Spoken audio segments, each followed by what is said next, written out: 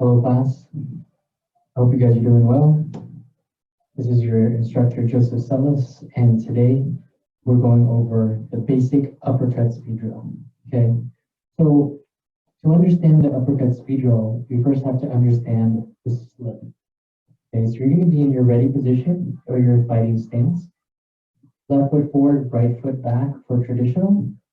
Right foot forward, left foot back for southpaw stance. So basically, if you're right-handed, like we learned in class, your left foot's going to be forward. Okay. Thinking about your ready position, relax the shoulders, keep the chin down. Your hands are up, but not high to obstruct your vision.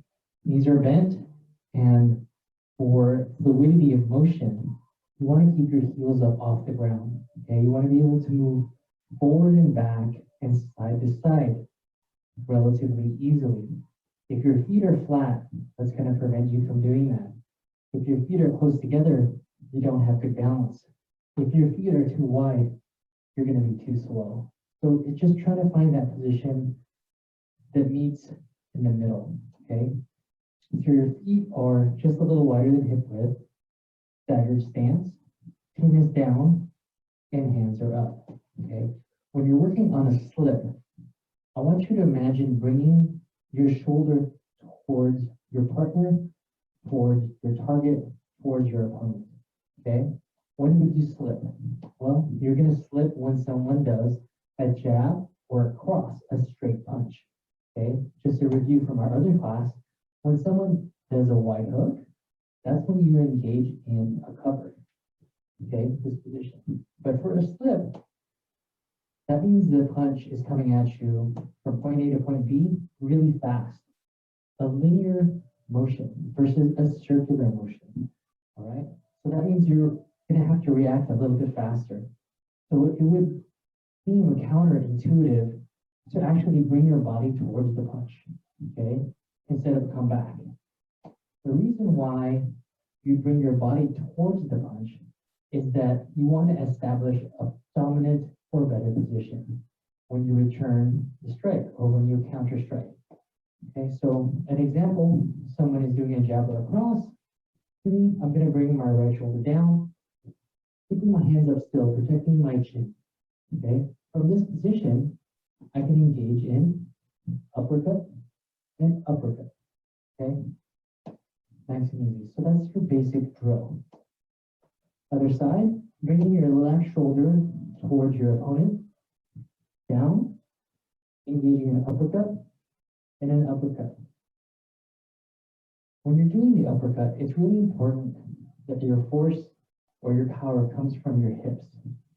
Instead of scooping your arm down and lifting up, okay? The uppercut is close contact. It's a close contact tool.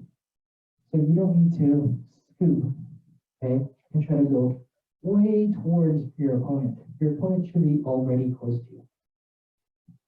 So your basic uppercut speed drill, slip, uppercut, uppercut, slip, uppercut, and uppercut.